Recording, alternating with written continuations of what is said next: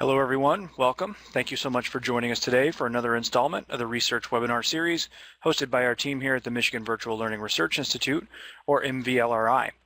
The goal of MVLRI is to expand Michigan's capacity to support new learning models, engage in active research to inform new policies in online and blended learning, and strengthen the state's infrastructures for sharing best practices. MVLRI is a division of MVU, the Michigan Virtual University, a nonprofit organization whose mission is advancing K-12 education through digital learning, research, innovation, policy, and partnerships. MVU is also the parent company of Michigan Virtual School, a supplemental state-sponsored virtual school, Michigan LearnPort, an online professional development portal for K-12 educators and personnel, and MyBlend, a blended learning initiative providing K-12 schools with resources, products, and services to personalize learning options for their students and improve student achievement. Before we begin today, we want to share this disclaimer. This webinar will be recorded and shared publicly. Consequently, anything shared during this webinar, including chat comments, could be shared publicly. This webinar may represent a presenter's or an attendee's personal views, opinions, conclusions, and other information which do not necessarily reflect those of MVU and/or the Michigan Virtual Learning Research Institute and are not given nor endorsed by MVU/MVLRI unless otherwise specified. Today will be the fourth in our four-part series on virtual school research needs. These webinars provide a way for K-12 online learning programs to introduce themselves to the research community and share their research needs for cultivating collaboration for moving the field forward and improving practice. The series started from a discussion among members of the Virtual School Leadership Alliance, which is an association of the chiefs of multiple virtual schools that provides collegial support and collaborative opportunities for its members and member organizations. For that reason, we wanted to acknowledge the Alliance and direct you toward their website, which is www.virtualschoolalliance.org, for more information on their work. With that, I'll now take a moment to introduce today's presenters. First, we have Amy Jaramillo, who is the Executive Director for Innovative Digital Education and Learning, or IDEAL New Mexico, a program of the New Mexico Public Education Department offering supplemental online courses for grades 6 through 12 in grades 6 through 12. In the past 6 years, over 10,000 students have completed an online course through IDEAL New Mexico. In addition to offering a state-led supplemental online learning program, IDEAL New Mexico offers districts and charter schools their own e-learning environment free of charge to support blended and online learning in New Mexico schools. The learning management system, course content, and training to deliver online and blended learning are provided to districts. For the last 7 of her 22 years of education experience, Amy has taught online courses, developed online courses, evaluated teachers in the online learning environment, and has supported virtual learning communities across the state. Next, we have Robert Curry, who is the Executive Director of the Montana Digital Academy, Montana's statewide online program housed at the University of Montana. MTDA has served over 25,000 online student enrollments since beginning operation in the fall of 2010. Prior to starting MTDA, he was the Executive Director of the Michigan Virtual School and was a superintendent and high school principal in Michigan. Curry is a founding member of the Virtual School Leadership Alliance, an organization consisting of 12 virtual schools from across the U.S., which we just gave mention to. He was recently recognized as an innovative educational leader as the 2014 recipient of the International Association for K-12 Online Learning's Outstanding Individual Contribution to K-12 Blended and Online Learning Award. This award acknowledged Curry's overall body of work in Montana, Michigan, and on a national level, and noted his efforts for significantly increasing the credibility and advancement of K-12 blended and online learning. Lastly, we have Dawn Nordine, who is the Executive Director of Wisconsin Virtual School, or WVS, the state-led supplemental online program for grades 6 through 12, operated out of CESA 9. Since 2000, WVS has provided online courses for over 22,000 students. WVS is also a collaborative partner in the legislated Wisconsin Digital Learning Collaborative, a strategic alliance between Wisconsin Department of Public Instruction, Wisconsin eSchool Network, and Wisconsin Virtual School. The collaborative work of these entities connects school districts with the right path and right resources at the right time to implement digital learning initiatives and options for students. Dawn has been in the education field for 22 years. Formerly a superintendent and technology coordinator of a rural school district, Dawn has been actively involved in the expanding online learning opportunities for students in Wisconsin for 11 years. With that, I'll go ahead and hand it over to Amy to start us off. Thank you.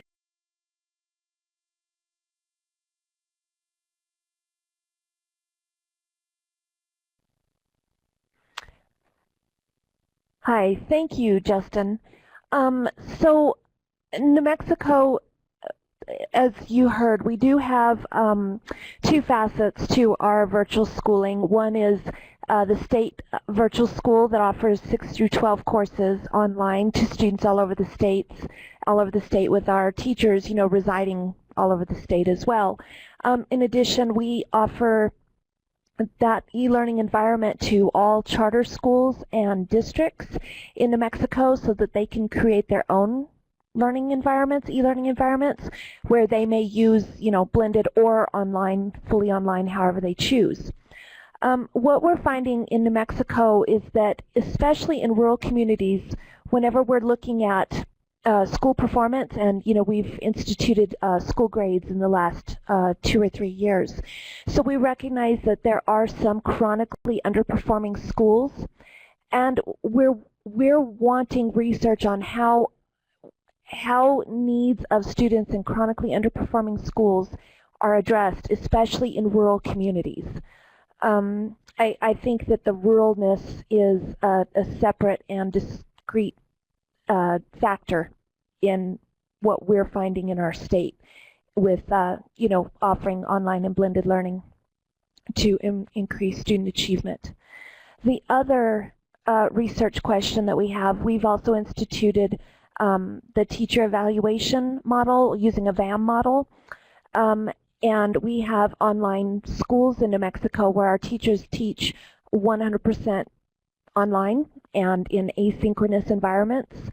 And although we have updated our framework, our New Mexico uses the Danielson framework pretty much to observe teachers. And we have updated that to address the needs of, observing virtual school teachers asynchronously.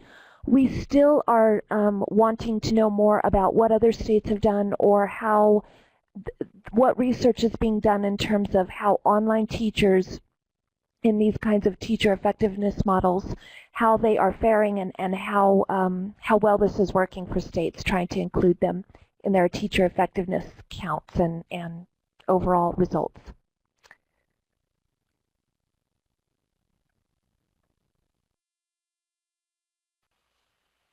Thank you, Amy. Some great questions for our researchers to consider, and we hope that this opportunity provides some future collaboration for research for the purpose of moving your organization forward. With that, we will hand it off next to Dr. Bob Curry. Thank you, Justin. Really appreciate the opportunity to be a part of this session today, and definitely want to thank you and Catherine Kennedy and everyone at MVU for hosting this endeavor. I think it's really valuable to us as an alliance and individually for our programs. As Justin mentioned in my introduction, I am the Executive Director of Montana Digital Academy, and we have been serving students in Montana just since 2010. We were created in 2009 by the Montana legislature. Next slide, please. So what I'd like to do is just give you a real brief overview of the services that we offer, because I think that will be a good backdrop for the research questions and needs that we are identifying. We offer 3 programs. 2 of them are really the main focus of the Montana Digital Academy. We offer a comprehensive original credit program, which I'm sure many of you are familiar with. That type of online program. It is a cohort-based, teacher-facilitated, teacher-led set of courses, and again, it is a comprehensive high school curriculum. That represents about 60% of our enrollments. roughly the other 40% of the enrollments are in credit recovery. And what we offer there is a more flexible model, again, using teachers as academic coaches, and students are able to complete courses at their own pace and move in and out of that program as they need.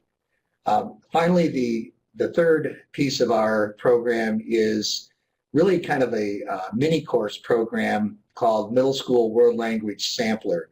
What we do is offer 7-week mini courses in 5 world languages that 6th, 7th, and 8th graders can select, and as the term kind of implies, sample that language in preparation for high school so that they may make a better decision about the language path that they might want to study in high school. Next slide, please. Real quickly, I kind of touched on this already, but we were created in 2009.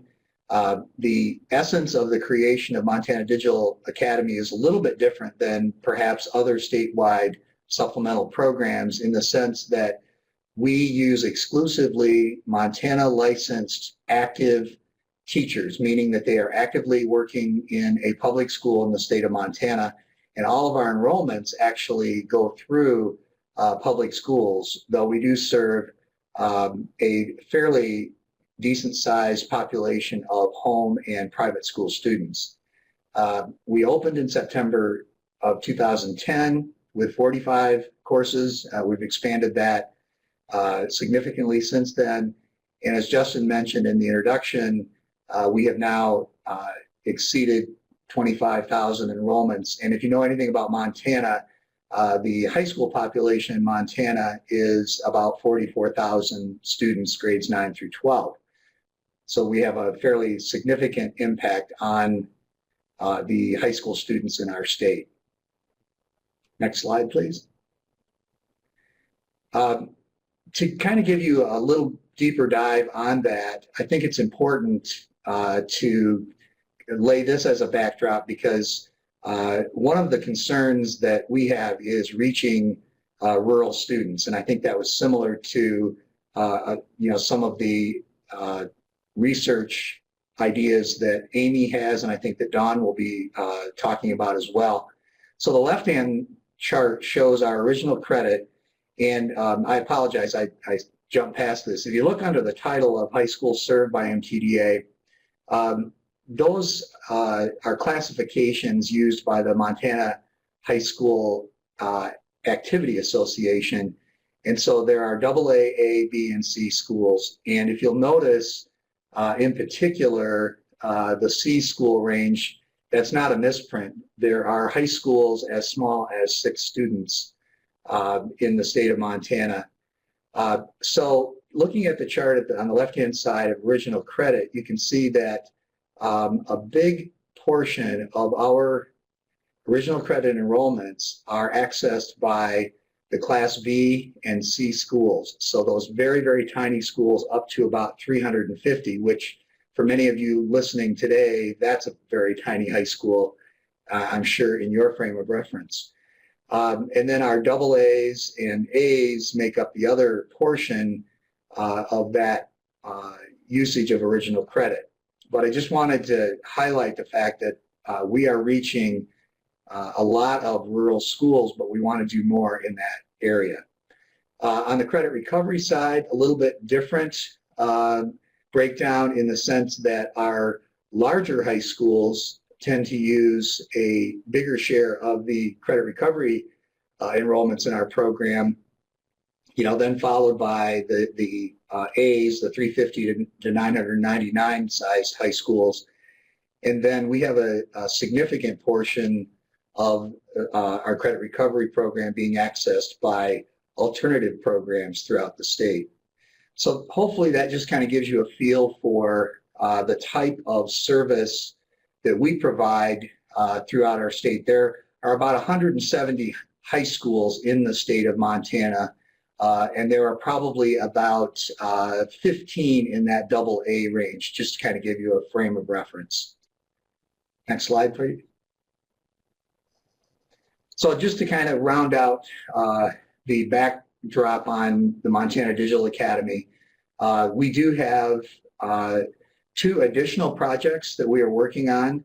One is Ed Ready Montana, which is in partnership with the Monterey Institute NROC organization, and that is providing a math assessment and individualized learning path placement and content to all students grades 7 through 12 and higher ed in the state of Montana. And then we have the Montana Digital Professional Learning Network. That is a grant-funded program providing a platform for educators and paraprofessionals and others throughout the state to access high-quality professional development, and that's funded by the grant from the American Federation of Teachers Innovation Fund. Next slide, please.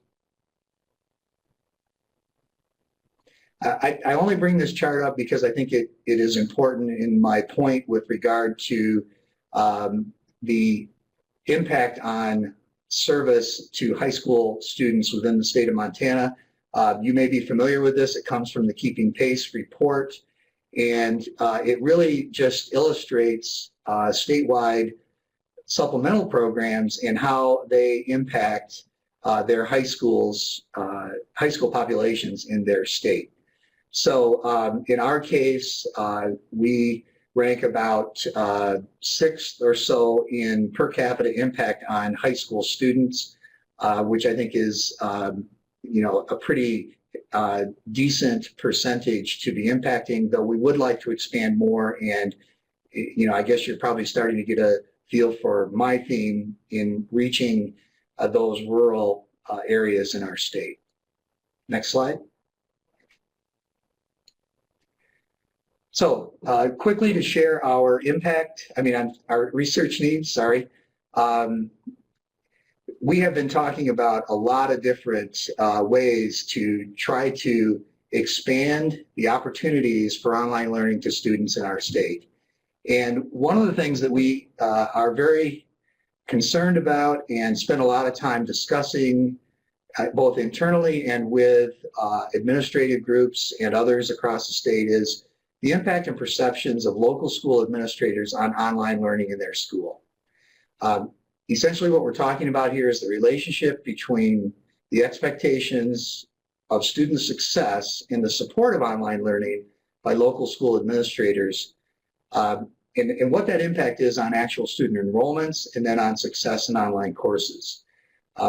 Just to kind of give a quick illustration, we have found in many cases that while the principal in a building may not do something to block online learning for their students, they may in turn not be supportive and not give off a leadership message to their staff that online learning is a positive, acceptable solution and that it needs to be supported for those students in their school.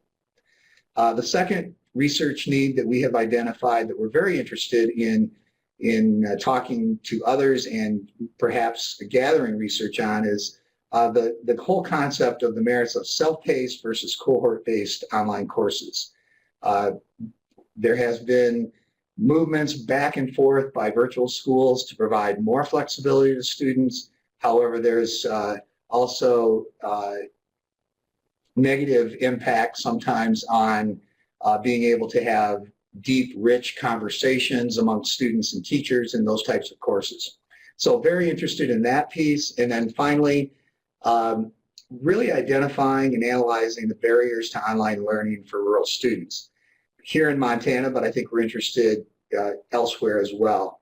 Our major focus, though, is we'd really like to find out how we could have greater involvement of students on reservation schools.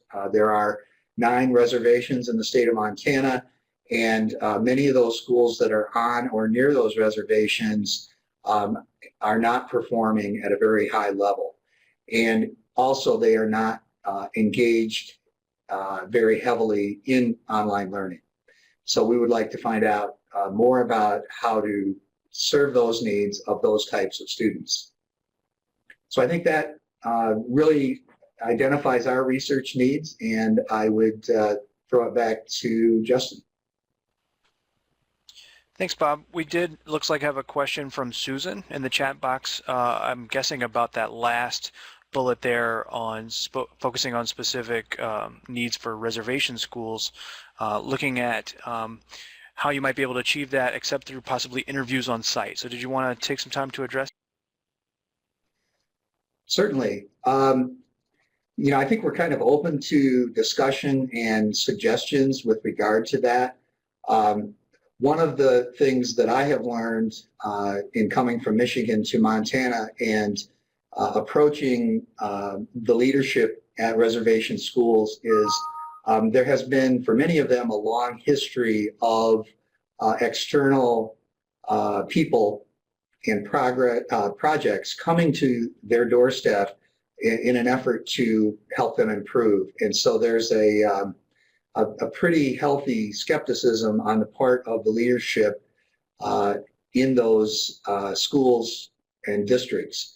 So one of the things that we're looking at in trying to get a better dialogue going is leadership in our state who have strong ties with the reservation schools.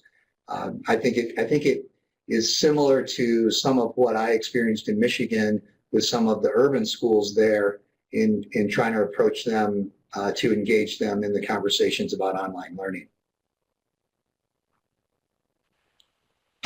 Thanks very much. If anyone else has any questions for Bob or Amy, please feel free to type those into the chat window and we'll have them speak up to address any questions that are there. With that, I will hand it off next to Dawn from Wisconsin Virtual School. Oh, Bob, it looks like we had one last slide here on some more statistics. I don't know if you wanted to touch on these. Actually, Justin, you can pass that and go right to Dawn. Great, thanks, Bob. Okay.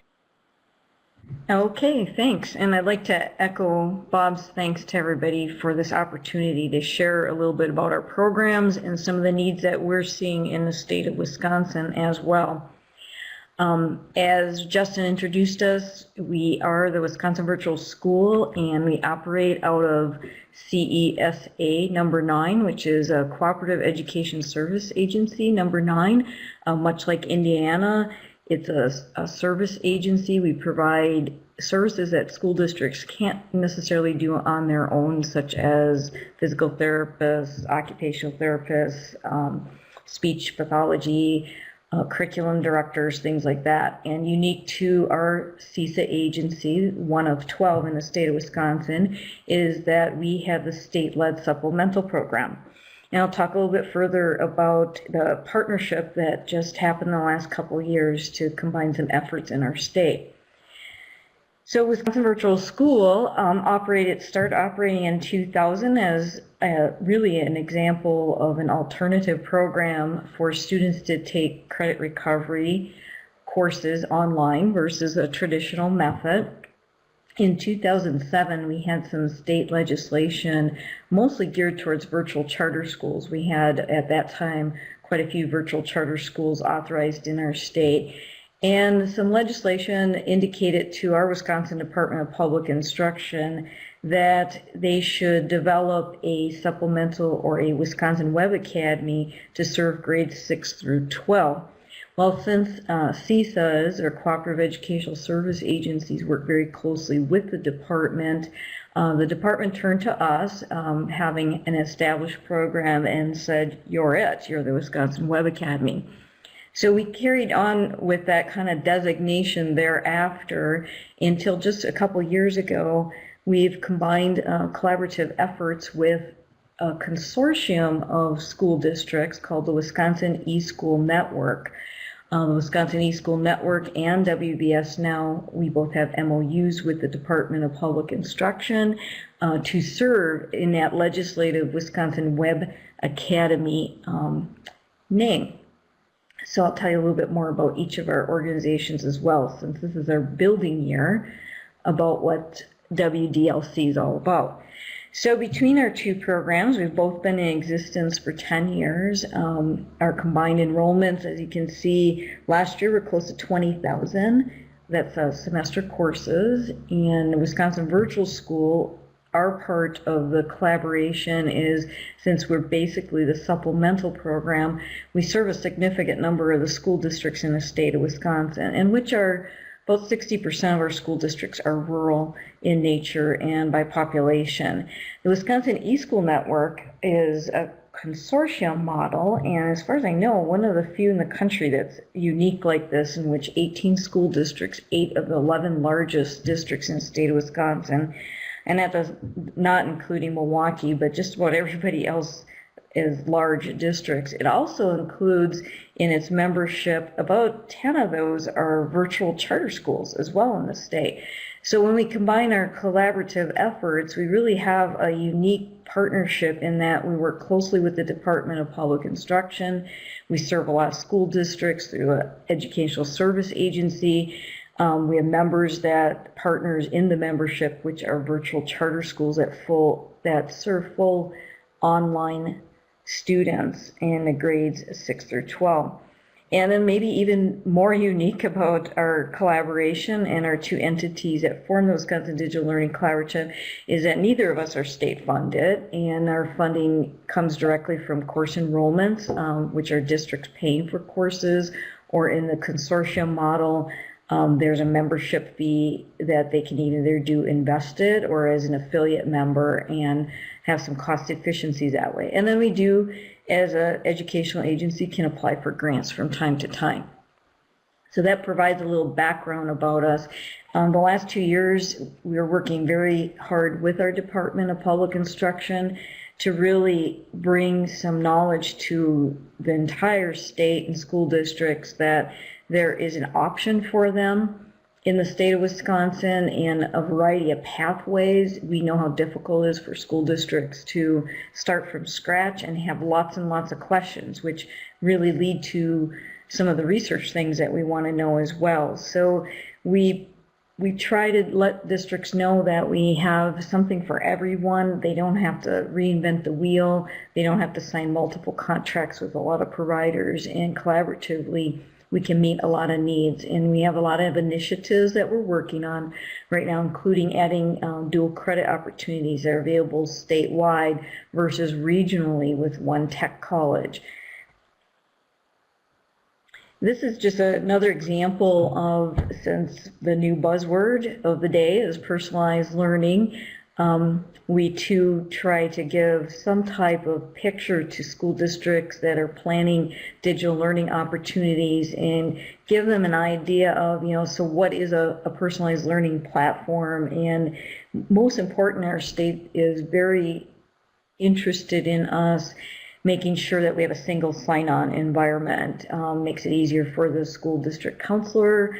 Again, serving a lot of rural districts, that might be someone who's also dean of students and or a classroom teacher. So having some efficiencies in the work is very important. So together, we give this snapshot of, we have the curriculum, we have that platform for them, we have synchronous and asynchronous tools, and then we have the ability to customize that front door for the school district. So that's a little bit about Wisconsin Digital Learning Collaborative, our beginnings, and how we became a collaborative. This further just illustrates the types of schools that use us. I mentioned the largest, a lot of rural districts. We have a lot of samples of districts and pilots occurring in our state right now, where districts are trying to get their hands around and minds around good practices in blended learning. So using our infrastructure and content, but with their face-to-face classroom teachers in a flexible mode. So our research needs really come from some questions that we get often, and I think this happens across the country. I think Amy and Bob would agree too. Bob mentioned, how do we get this message with these barriers and challenges that sometimes put the stops on online learning or blended options coming into a school district? A question we get often and we've wrestled with is, how do students fare that are taking online AP course versus a face-to-face course? It's really a very popular question, and since we're not the school, we're a supplemental entity, it's very difficult to get those AP scores as just one measure. But we think there's a lot of other variables that play into this, the type of student, their readiness, etc. And just find that that would be a question that we would like to have some type of research or data analysis done that would really point to, you know, the merits or the pros and cons, challenges or successes of advanced placement. Same holds true for world languages. It's maybe more common sometimes to get the question, how can you do Phi-Ed online? But world languages is right up there too, with districts and counselors and parents just wondering, how does that work? And are the students academically successful in that type of environment when world languages might be their only opportunity to get a world language? I don't think Wisconsin's unique in that we have had a lot of cuts in education, and typically these types of courses are the first to go. And then finally, in that area, credit recovery, also same question. How do students do in a original type of credit recovery course versus some of the computer-based programming that's out there? Is it better to have credit recovery in a blended model versus online? Lots of questions to be asked around that population of courses and students that access them. Everybody wants to know, how do students do when they're successful online or not successful? How is that tied to support that's provided at the local district? Bob mentioned it too, and Amy also, that students need additional support. It comes in a variety of manners, and sometimes, at least we think, that without those types of supports from their mentors, coaches, or in our case we call them local education guides, the student has more barriers to be successful. We currently are working with a research alliance, the VERA. It's a Virtual Education Research Alliance, and it's the states of Wisconsin and Iowa, and now we've just added Illinois and Indiana. And we actually are tackling a question, a potential research project about what types of support these students get and who's providing that support. Have they had training? Is the kind of communications that they have with students, does that make a difference in their success? But I think there's lots of work to be done in this area that we think is critical to online learning success for students. A question that I think also has some merit in examining out there is that we really think that based on our teachers, we have about 50 to 60 online teachers. The majority of them teach in classrooms around the state of Wisconsin and or have been with us long enough that they've retired and continue to teach with us, which we're thankful for. They often tell us that their experience teaching online has changed how they teach face-to-face. And I just think that'd be a fascinating question to really dig into and see if they're, if online learning is actually helping transform the face-to-face or traditional teaching model in the classroom level. So, and then finally, again, everybody, blended learning, whatever word you want to use as the most popular thing today is, can we start looking, examining at these pilot school districts that you see are everywhere and really digging in and try to find those models that are successful and why are they? So these are some of our burning questions that we have about research and how it plays into supporting students across our state and others as well. And then I just have my contact information. And that's what I have to share. Thank you. Thank you, Dawn. Thank you for sharing a little bit about your organization and some of the, like you said, burning questions that we think some collaboration with some of our folks in attendance here on the research side of things can certainly help with. If anyone has any questions for our presenters, please feel free to type them into the chat window there while we still have a few minutes to begin wrapping up.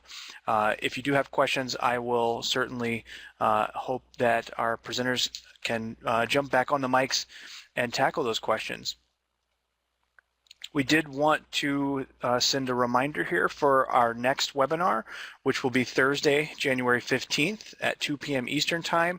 We will have John Payne from RAND Education, who will be sharing some of his interim research findings on schools pursuing personalized learning.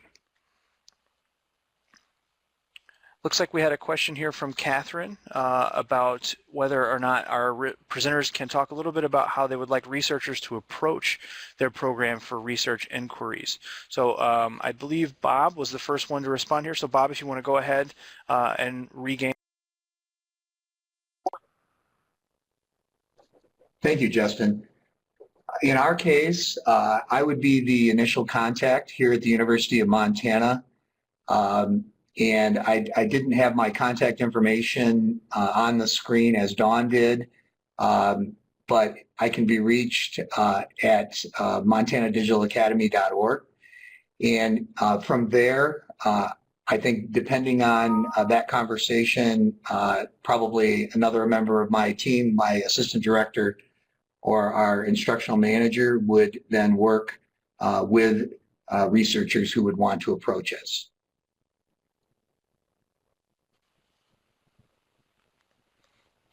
Thank you, Bob. And Dawn, we know that you shared your contact information. Are there any processes that are currently in place that folks should know about to approaching you for research needs or research? No, very similar to what Bob had said. I would be the direct contact, and depending on what the potential project or partnership might be with a researcher, we would then from that point bring in our collaborative partners, because I would imagine it could involve all of them to some capacity, but we're very open to being contacted by interested researchers who'd like to take on one of our burning questions, and I would be the direct contact. Thank you. Great, thanks, Dawn. It looks like Amy has shared her contact information, and Bob has shared his email in the chat window there as well. Amy, if there's anything you'd like to add, please feel free to jump on the microphone. Again, just wrapping up, reminder about our upcoming webinar. We'll have John Payne from RAND Education sharing some interim research findings after our holiday break, January 15th at 2 p.m. Eastern Time. And we also wanted to point folks in the meantime to some of our initiatives here by the Michigan Virtual Learning Research Institute, our guest blogger program. We're inviting folks to apply to write for our guest blogger program to share some of your findings, and as well our application process for our fellowship program. If you have some research that you're working on currently that might align with some of our mission and vision that we've outlined within the fellowship program outline there, take a look at those websites and feel free to reach out to us with any questions or feedback you might have. Also, in the meantime, if you need to contact us regarding some feedback you have for the webinar process, or would you like to collaborate in any way, have questions or concerns, please feel free to email us at mvlri@mivu.org. Follow us on Facebook, Twitter, and LinkedIn. And be sure to check out our YouTube channel here, which is where we will host all of our recordings of these webinars and this webinar series specifically. So with that, if there are any other questions, please feel free to use the chat window. I'll leave the room open for a few more minutes and we'll wrap up. I hope everyone has a great holiday.